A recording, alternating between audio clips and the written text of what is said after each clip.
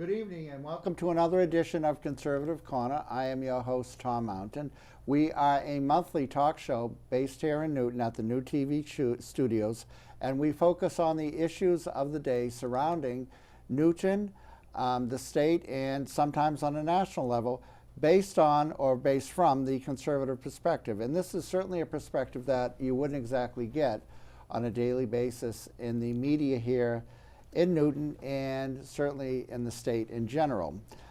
We have a myriad of issues that we cover, and specific to Newton, there is one very hot issue that we are covering now, and I would term this a special edition of Conservative Corner because we are focusing on the upcoming override, and this override will be, there's three of them actually, it will be on March 17th, and because of that, we have with us here tonight a very important guest, and that guest is Dr. Randy Bach, who is the president of the Newton Taxpayers Association.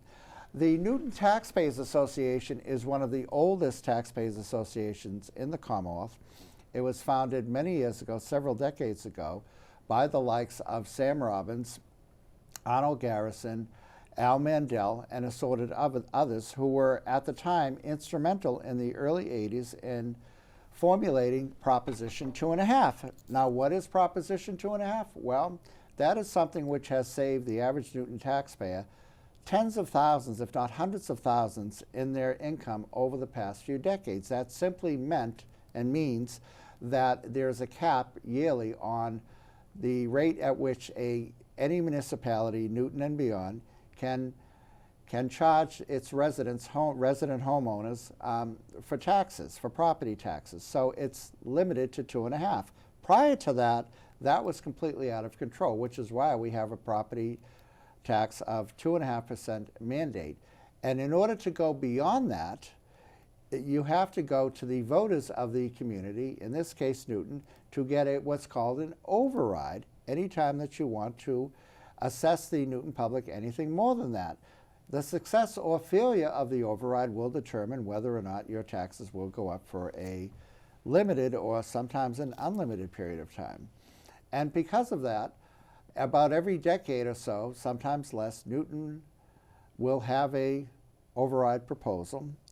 And because of that, we in the Newton Republican Party and the Newton Taxpayers Association will routinely fight against that and inform the public as to why they should vote against it. And that's why we're here tonight with Dr. Randy Bach. Randy, thank you so much for being here. And it's certainly a privilege. And I've worked with you and known you for a very long time. And I'm glad, A, that you're spearheading this campaign against the override.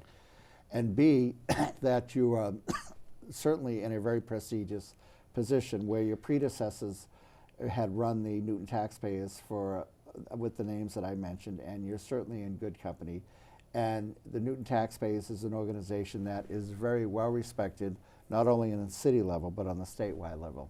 So please, if you could give us some of the background of this Newton tax override that they're implementing. Okay, so I just thank you, Tom, for the generous introduction, and thank you, viewers at home. I just want to stipulate one thing, that there's a group actually spearheading the movement called No Override Newton. And so the signs you see are actually from that group. So that's, the Newton Taxpayers Association, as you well note, was the spearhead behind Proposition 2.5, which has kept a cap on what cities can, decide extra per year to tax on previous, cumulatively. So it changes a little bit based on assessment values and all that kind of stuff. But anyway, there's a group that I, commend people to look at called No Override Newton.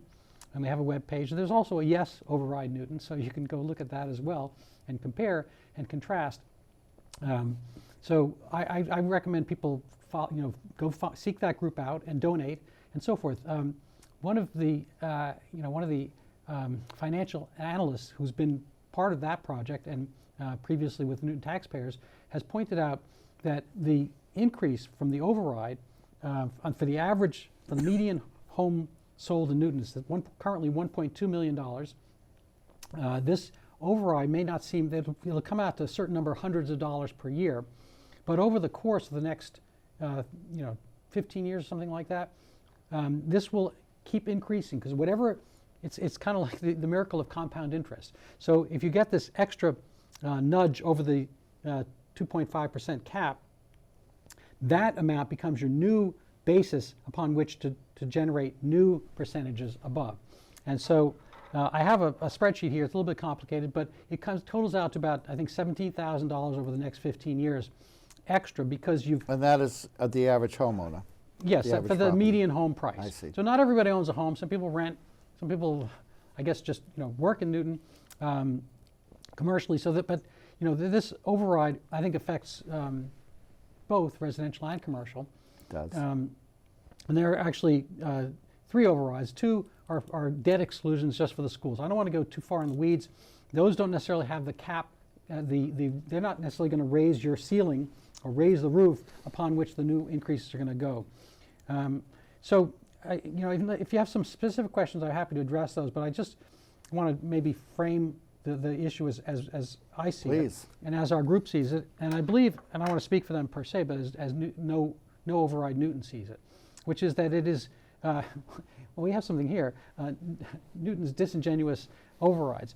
I'm not the author of that statement, but I think it is kind of a systemic problem. I'm not sure it's disingenuous because we vote for the same people all the time, and they've been doing the same thing not for a little bit of time, but for a lot of time, and that is increasing basically the school budget. Now, it's important to have schools. My kids went to Newton Public Schools. We love the schools, all that kind of stuff. But the question is whether you can do it appropriately and have it right-sized for your populace. So the schools were not horrible in 1992, and arguably they tracked at a better place vis-a-vis other cities, comparable towns, wealthier suburbs in the Massachusetts area. And so at that time, in 1992, the school budget comprised, I think in the high 40s, about I think maybe 45 to 46% of the entire budget. This fraction of the budget, so that the city collected taxes, people paid taxes very similar as we do now, but that percentage of how much of the budget comprised of schools has gone up into the 60s. And I actually have a slide here. You mean 60% and Yes, over. percent. And so I will maybe try to pop this in after the fact, but it's a little bit hard to see here. But I did make a slide earlier showing how this number has gone up from the, I guess, low 40s in 1992. It's gone up to, I apologize, it's gone up, let's see, a little bit above 60, about 61%, and above, higher at different times of the budget. And 80% of that is teachers. So what we're talking about is basically a school problem, a teacher problem, a union problem, and that's the part of the budget.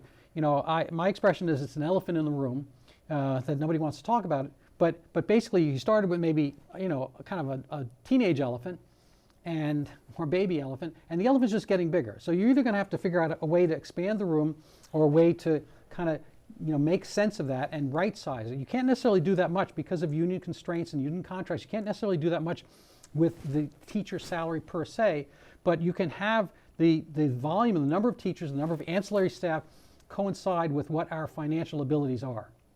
Randy, it's interesting. After the COVID shutdown, when all the schools, public schools within Newton were shut down, despite the fact that all the parochial and private schools were open for business, were open for the students, when the students were finally came back to school, when they were reopened in September of 2021, at least 1,000 students left the system. Not only that, but 9 to 10 kindergarten classes had to be canceled because residents lost their faith in the Newton Public Schools because of the shutdown. So people are continuously, right to this day, taking their kids or not out of the Newton schools or not enrolling them in the schools. Now, and the school population has gone down precipitously. Not only that, but to the point where there is talk about the school department eliminating one elementary school within the system. So my question is very basic. We have a system where the school enrollment, the population, is decreasing and is projected to decrease. Yet the teachers' unions still want more money. So in other words, you have a company where the personnel have gone down, but they still want more Right. money. It makes absolutely no sense fiscally and otherwise. And one of the ploys that they always use is class size, as if, you know, if they have 22 or 23 students in the classroom, things will go terrible and the kids won't learn and they'll become illiterate and not be able to do math in 8th grade. But, you know, you and I are from the same general generation, as are the leaders in Newton, in that we went to school in the 60s and 70s. Now, I'm sure that you can recall, as can I, when classrooms of 36 students was the norm. It was typical. Yeah, I went to public school in New York City, home of the Yankees. I grew up in the Bronx. It's actually a side story. You know, it's a big Fisher because my kids, you know, went to Red Sox games and my brother's like, "Arr." Anyway, total side story. But I was in New York City and in public school growing up till 7th grade. And I did some services for the principal because I helped organize some of the kids for the assembly and whatnot. So I was in and out. At the offices, the school office at that time had a principal, assistant principal, a school nurse, and maybe a secretary. And a janitor. And a janitor, That but was it. I didn't see him on a regular basis. And every class had a teacher, and there were 30 kids in every class. I've got pictures to prove it. Yes. And now if you look at the masthead of a school, just go to any, go to any of the schools, Newton.ma, et cetera, and just look at the masthead. I'm not saying all of them are full-time, but there's a huge masthead, and the number of teachers do not constitute a plurality or majority of the number of staff at any given school, from my recollection. And so even if it's a 50-50 thing, there's just a lot of extra services. Now, if people want that, well, fine. Vote for it and keep going, and you can keep paying more for it. And there is kind of a different experience about schools. There's occupational therapy, there's therapy. There's ESL. There's all kinds of English kind of second language, yeah. special education. There's a lot of stuff going on in the schools. I understand that, but what has happened is it has not kept pace with what the city collects. The city can't print money. It's not the United States government. They can't just print Newton dollars and so forth. But you're absolutely right about this one particular point, which is that the Newton school enrollment.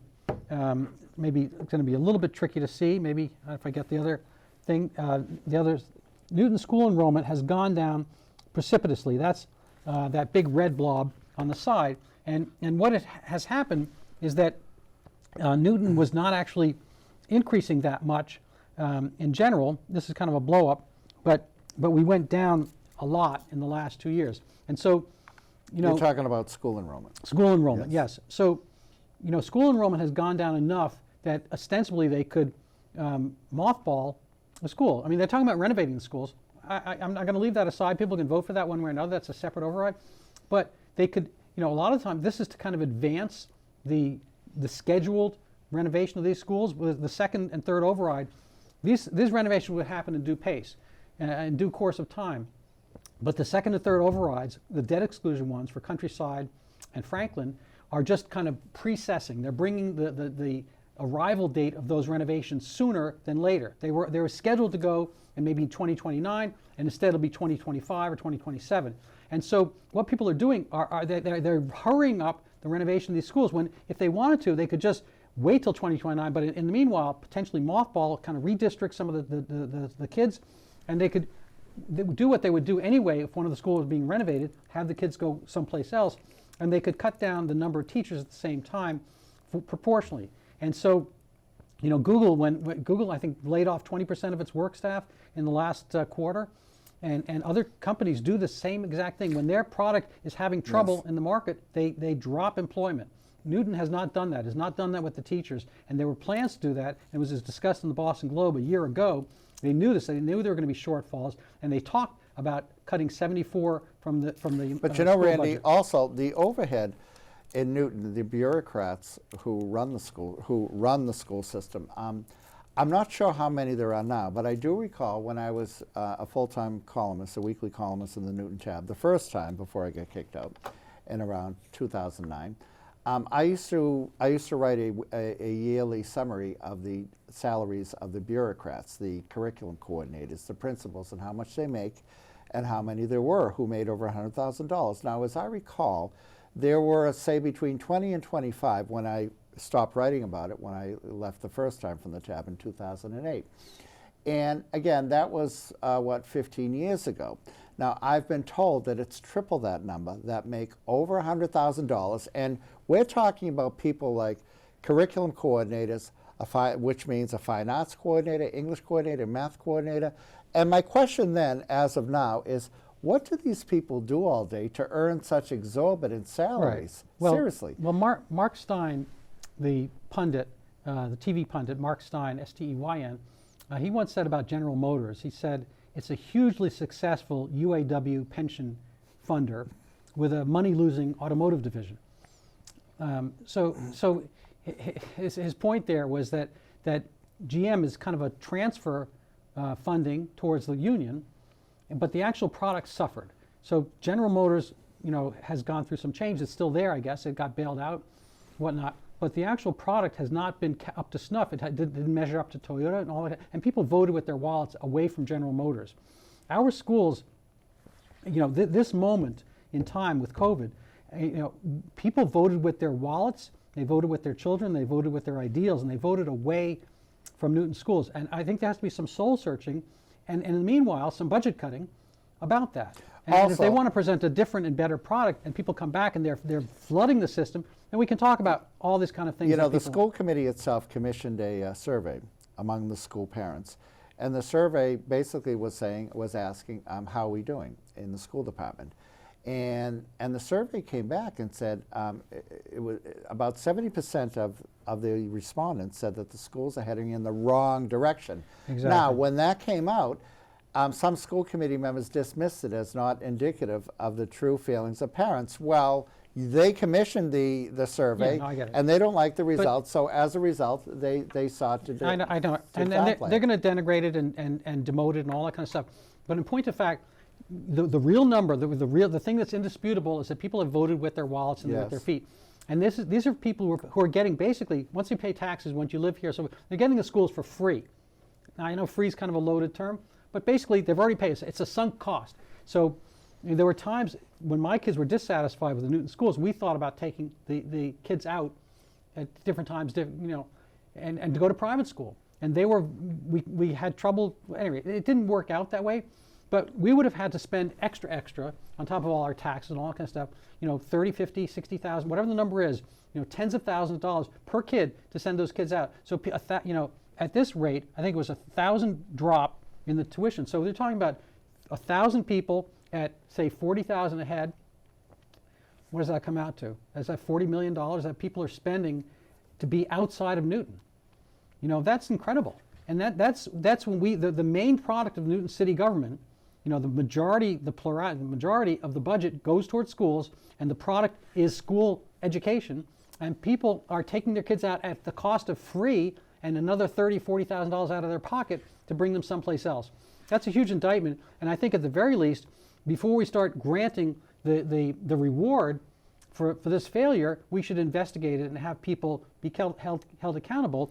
And again, my plan has been for everyone, even if they're in favor of all the overrides, and it's my kids in the school, I want the schools to do well, whatever, even if you're in favor of it, to postpone your being in favor and vote no now, and give people the chance in the city to present why this has to be and how they can do no cost cutting and so forth, and or where they can present a better school product and bring these kids back. Randy, one thing that really I think is very glaring and is an annoyance to me and to many residents of the city is that during the COVID shutdown, again, all the public schools were shut down in the city of Newton. Yet, for example, Bigelow Middle School was shut down right around the corner. Mount Alvernia and Newton Country Day were open. In your part of town, Day Middle School was closed. Fessenden across Albemarle Field was open. Newton South High was closed. Catholic Memorial right up the road was open. So the school department, the school committee has never really offered an explanation and or an apology to really justify why that happened. And they expect us to come back and give them more money when they kept our kids out of school for a year and a half. Right, I agree. And and I maintain this, that if it had been the zombie apocalypse, with anthrax mixed in the air and nuclear radiation, then they did exactly the right thing. But it's weird, and that side by side, people are you're believing in zombies and you're keeping your kids in and schools are shut down, and yet these people are walking to school, Catholic schools and so forth. I met a delightful young woman who had been working in a public school system. I live in Boston, and I met her at one of the American Legion events, and she's effervescent, and you should have her on your show, better guest than me. And she said, yeah, no, I couldn't stand just being at home. I love teaching children. And so I went, and I'm not going to name her or the school, but she went to a Catholic school, I believe in Wellesley, or Weston, or one place around here. It could have been Wayland. Anyway, she decided to go at a lower salary than she had been getting because she likes teaching, and she just didn't see any sense in sitting at home for this time. And her kids came. Did they drop dead? No. Did they get sick? Literally through the United States, for healthy children, there are kids with lymphomas and leukemia, I get it, and kids on chemotherapy, there's kids morbidly obese, so forth. But for kids who are healthy in the United States, there were literally a total of 0 COVID mortalities. And this is something that should have been investigated and looked at. And there were places on Earth where it was happening in real time, in Europe, in Sweden, and so forth, where the schools were open and the teachers were not dropping dead. The kids were not dropping. There was no increase in passage of COVID to the populace and so forth. They did they did much better than their neighbors. Initially, there were some bumps because they kind of took the natural immunity approach. So they had an initial bump, but after that, their society did better. They didn't have the huge own goal of wasting the economy, closing everything down, and the social stressors and decay that we've seen with rioting and all kinds of weird things that happened in the interim in that COVID year. So, Randy, yes, I agree with you. Randy, and the tremendous hardship that this caused students and parents, especially working parents, especially single parents who had to raise their kids. And what did they do during the COVID? They created enormous hardship. And again, I will stress that the same people who kept, this is specific to the Newton school parents, the same people who kept your kids home from school for a year and a half are now coming to you and asking for more money.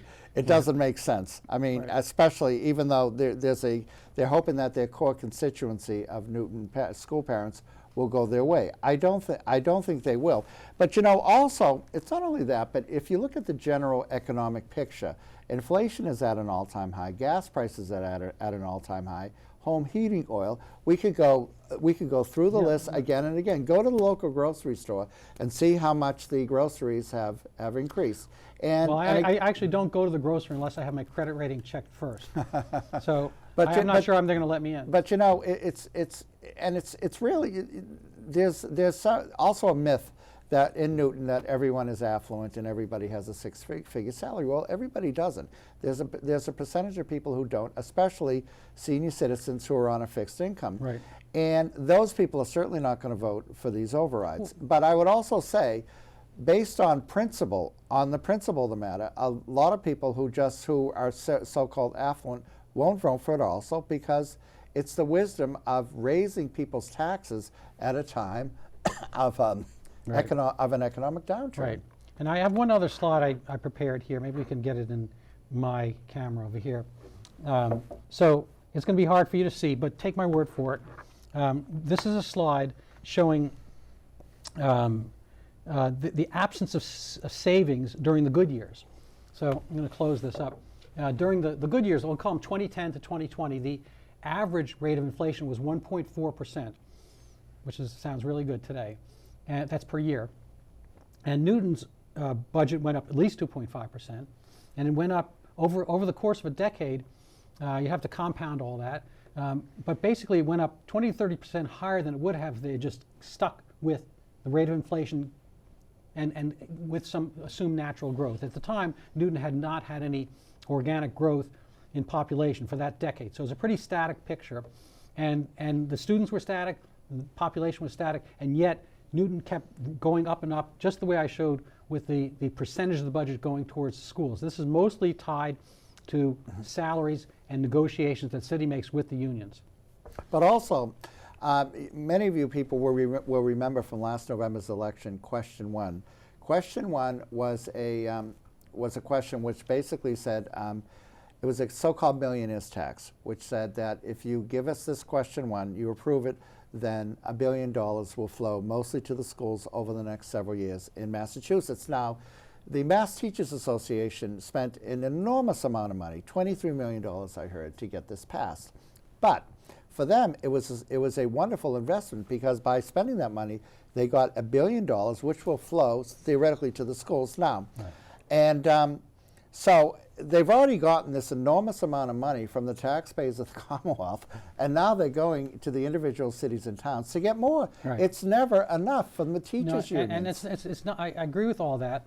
And the funny thing is, this is a kind of, again, a failing business model. People have taken their kids out. And the reason they took them out during COVID was A, because the schools were closed, and B, because COVID presented this unusual window of having Zoom classes, and people got to see some of the things that were being taught in the schools. Yes, that too. And that's a total separate issue. We're not going to have time to address today. But we should. But you should go look back, because what's being taught is kind of a divisiveness and kind of a new class system that has to do with immutable characteristics, where the places people come from, the races they are, and so forth. The kids are being kind of given generational guilt over things over which they have no control. This is causing divisiveness, and it's going to lead to big structural problems and so forth. And it's I think that this is part of the equation. So overall, the schools have been they have been voted against because people who have the means, and probably even more who can't afford private schools, would have been taking their kids out. So this is a kind of a thumbs down. There's huge dissatisfaction about the schools,